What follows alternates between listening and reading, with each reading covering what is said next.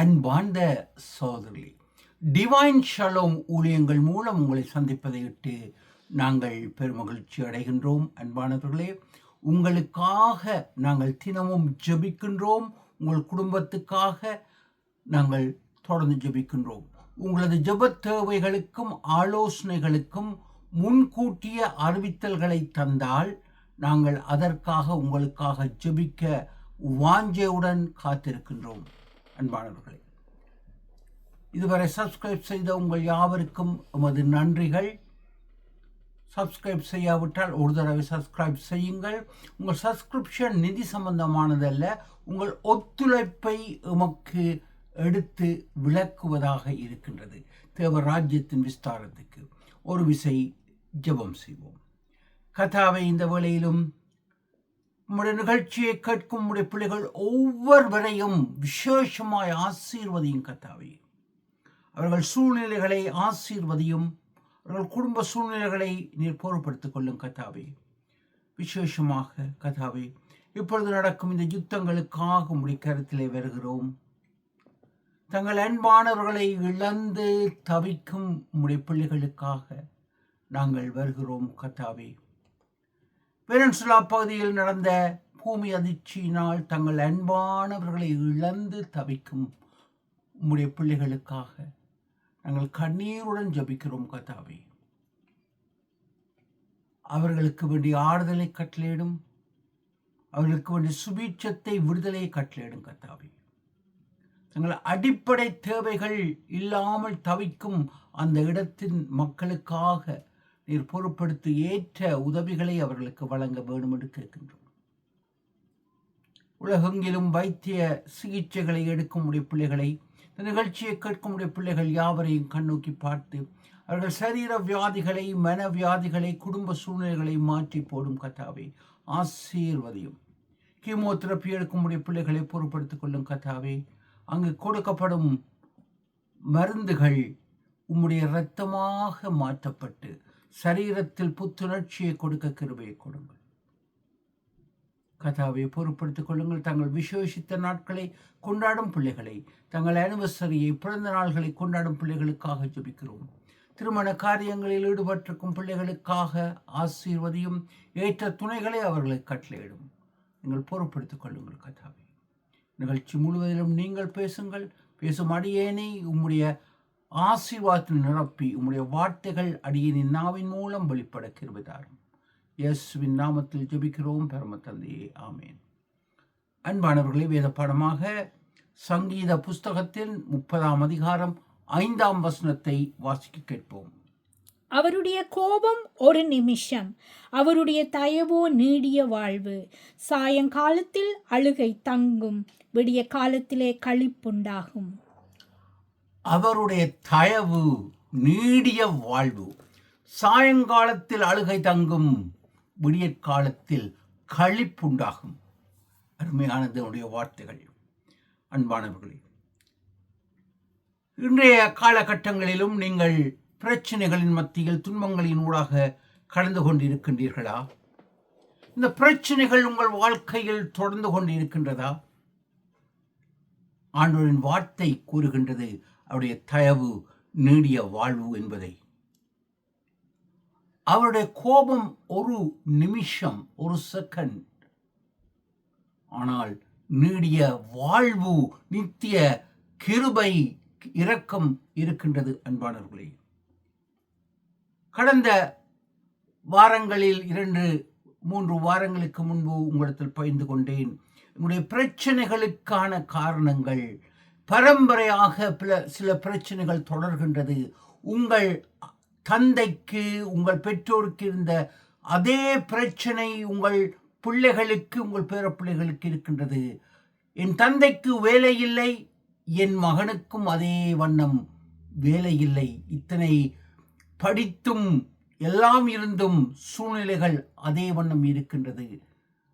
இதற்கு விடை என்ன என்பதை நாங்கள் பார்த்தோம். ஆமன்பானவர்களே, இன்று எம் வாழ்க்கையில் பிரச்சனைகள் இன்று ஓடிக்கொண்டிருக்கின்றது. ஆண்டவரின் கிருபை எங்கள் வாழ்க்கை பயணத்தில் இருக்கின்றது.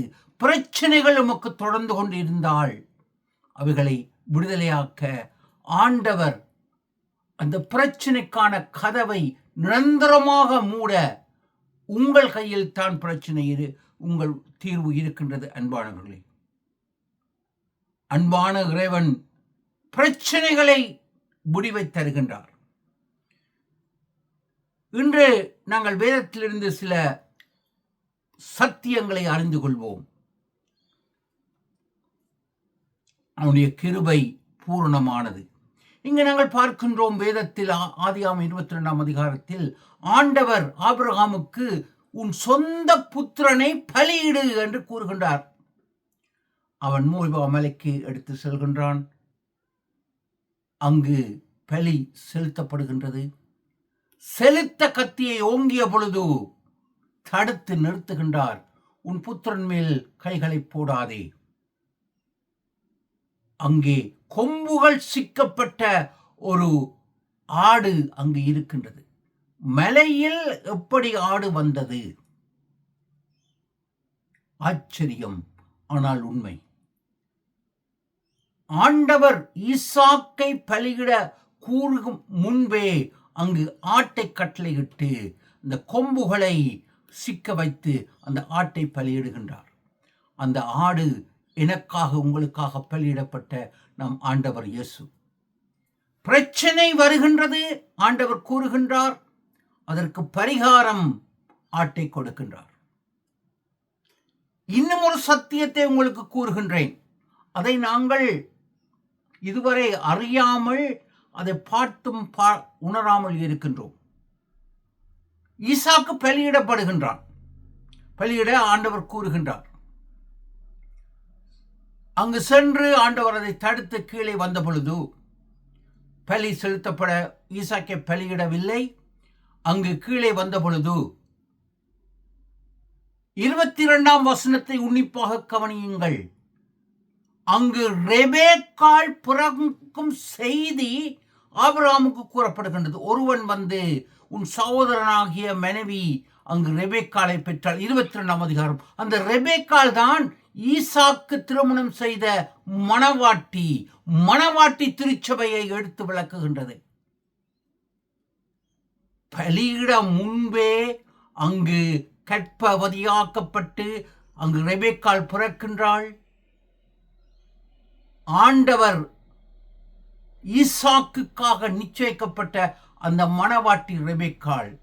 எனவே இந்த பலி அனைத்தும் ஒரு தற்காலிகமானது, ஒரு சோதனையின் ஒரு கட்டமாக இருக்கின்றன. சோதனையை மேற்கொள்வதற்கு முன்னதாகவே அங்கு ரெபேக்காள் அங்கு அங்கு கற்பத்தில் வந்து பிறந்து விடுகின்றாள், அறிவிக்கப்படுகின்றது. இதை நாங்கள் சிந்திப்பதில்லை, மறந்து போகின்றோம்.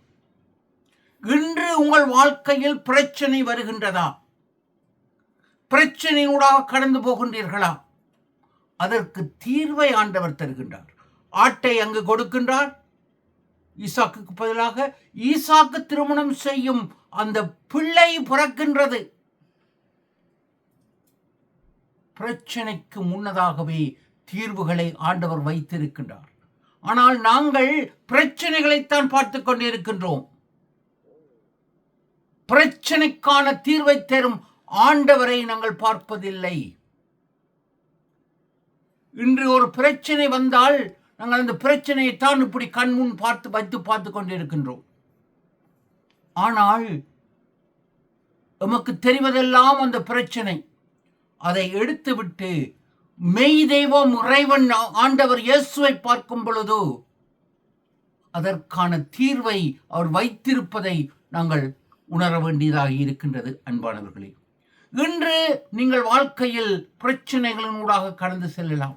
உங்கள் குடும்ப சூழ்நிலைகள், சமாதானமின்மை, மதுபானத்துக்கும் போதை வஸ்துக்கும் நீங்களோ உங்கள் அன்பானவர்களோ அடிமைகளாக இருக்கலாம். சீரற்ற சுமூகமற்ற வாழ்க்கை நீங்கள் வாழ்ந்து கொண்டு இருக்கலாம். இவைகளுக்கு ஆண்டவர் உங்களுக்கு தீர்வை தருகின்றார். அதற்கான விடுதலையை தருகின்றார். அன்பானவர்களே, இன்னும் ஒன்றை பார்க்கின்றோம். இங்கு தானியேல் எப்படி அங்கு அடிமைகளாக விற்கப்படுகின்றார்கள், அங்கு நொறுக்கப்படுகின்றார்கள். தானியேல் தீர்க்கதரிசி ஒரு உத்தமன், சன்மார்க்கன், பரிசுத்தவான். ஆயினும் அவர் அங்கு 9ஆம் அதிகாரத்தில் தானியேலில் கூறுகின்றார், என் தேவனே, 18ஆம் வசனங்கள் முழுவதும், இப்பொழுதும் உங்கள் தேவனே, நீர் அடியானின் விண்ணப்பத்தையும் கெஞ்சுதலையும் கேட்டு பாழாய் கிடக்கின்ற உம்முடைய பரிசுத்த ஸ்தலத்தின் மேல் ஆண்டவர் நிமித்தம் முகத்தை பிரகாசிக்க பண்ணும். நானும் எனது மூதாதையர்களும் பாவம் செய்தோம். அநேக விண்ணப்பங்களை அவர் கூறுகின்றார். தானியேல் 9ஆம் அதிகாரத்தை வாசியுங்கள். அவர் தன்னை தாழ்த்தி, நானும் எனது மூதாதையரும் உம்முடைய வார்த்தைகளை கேட்கவில்லை, உம்முடைய தீர்க்கதரிசிகளின் சொல்லை கேட்கவில்லை, உமக்கு முரட்டாட்டம் செய்தோம். ஆனால் தானியேல் எந்த தப்பும் பண்ணவில்லை. ஆனால் தன்னை தாழ்த்தி, தன்னை ஒடுக்கி அவர் ஜெபிக்கின்றார். அந்த ஜெபத்தை அங்கு ஆண்டவர் கேட்கின்றார். அன்பானவர்களே, இன்னும் ஒன்றை கூறுகின்றேன். அங்கு தானியேல் ஜெபித்த பொழுது காபிரியேல் தேவதூதன் வருகின்றார் மறுமொழி கூறுவதற்கு. ஆயினும் 3 நாட்கள் வரவில்லை. அதற்கு காரணம், அங்கு பிசாசு அங்கு காபிரியேல் தேவதூதனுடன் யுத்தம் செய்கின்றான். அவனுக்கு துணையாக அங்கு மிகாவேல் வந்து யுத்தம் செய்கின்றார். இன்று உங்கள் பிரச்சனைகளுக்கு தீர்வை ஆண்டவர் தருகின்றார். ஆனால் அதை தடுப்பது பிசாசு, ஆண்டவர் அல்ல. ஊக்கமாய் ஜெபியுங்கள், விடுதலையை ஆண்டவர் தருகின்றார். அன்பானவர்களே,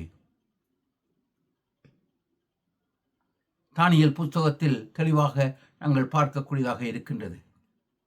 தானியேல் புஸ்தகம் அழகாக விளக்கப்படுகின்றது. இயேசுவின் பிறக்கும் வருடங்கள் அனைத்தும் கூறப்படுகின்றது. அத்தனை தானியேல் புஸ்தகத்தில் அத்தனை பரிசுத்தவான் தன்னை தாழ்த்தி நான் பாவி என்று ஒப்புவித்து ஜபிக்கின்றார்.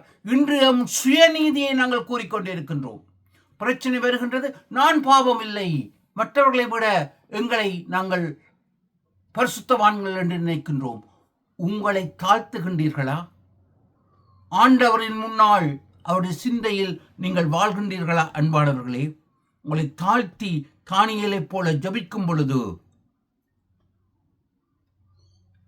எங்களை ஜபங்கள் கேட்கப்படும். ஏசாயா தீர்க்கதரிசியின் புஸ்தகம் 64ஆம் அதிகாரம் 6ஆம் வசனத்தில் கூறுகின்றது, எங்கள் சுயநீதி எல்லாம் அழுக்கான கந்தைகள். இன்று எம் சுயநீதியை நாங்கள் பார்த்து கொண்டிருக்கின்றோம். ஆண்டவரின் பரிசுத்தத்தின் முன்பு நாங்கள் எத்தனை வான்களாக வாழ்ந்தாலும் அழுக்கான கந்தைகள். எனவே எங்களை தாழ்த்தி அவருடைய பரிசுத்தத்துக்குள் எங்களை ஒப்புக் கொடுக்க அழைக்கப்படுகின்றோம். அன்பானவர்களே, இதைத்தான் ஆண்டவர் இயேசு கூறுகின்றார் மத்தேயு 5ஆம் அதிகாரம் 20ஆம் வசனத்தில். இன்று சுயநீதியை கூறுகின்றோம். பரிசேயர் வேதபாரகரை விட உங்கள் நீதி அதிகமாக இராவிட்டால் பரலோக ராஜ்யத்தில் பிரவேசிக்க மாட்டீர்கள். மத்தேயு 5ஆம் அதிகாரம் 20ஆம் வசனம். இன்று நாங்கள் மற்றைய போதகர்மாருடன் எங்களை பார்க்கின்றோம், மற்றைய கிறிஸ்தவருடன் பார்க்கின்றோம். ஆனால் ஆண்டவர் இயேசுவின் பரிசுத்தத்துடன் உங்களை பார்க்கின்றீர்களா? அவரை போல வாழ வேண்டும். மத்தேயு 5ஆம் அதிகாரம் 20ஆம் வசனம். இன்று போதகர்மார் அவர்கள் வெள்ளை அடிக்கப்பட்ட கல்லறைகளாக, வெள்ளி வேஷ கிறிஸ்தவர்களாக இன்று அநேகர் வாழ்ந்து கொண்டிருக்கிறார்கள். அவர்களை அல்ல நீங்கள் பார்க்க வேண்டியது ஆண்டவர் இயேசுவை. உங்கள் நீதி அவரை போல இருக்கும் பொழுது மட்டும் நாங்கள் பரலோகத்தில் பிரவேசிக்க முடியும். அன்பானவர்களே, சிந்திப்போம், செயல்படுவோம். தேவன் உங்களை பரிபூர்ணமாய் ஆசீர்வதிப்பார். உம்மை தாழ்த்துவோம். பிரச்சனைகளுக்கு தீர்வு எம்மை தாழ்த்தி ஆண்டோடன் ஜெபிக்கும் பொழுது விடுதலை நிச்சயம். தேவன் உங்களை ஆசீர்வதிப்பார்.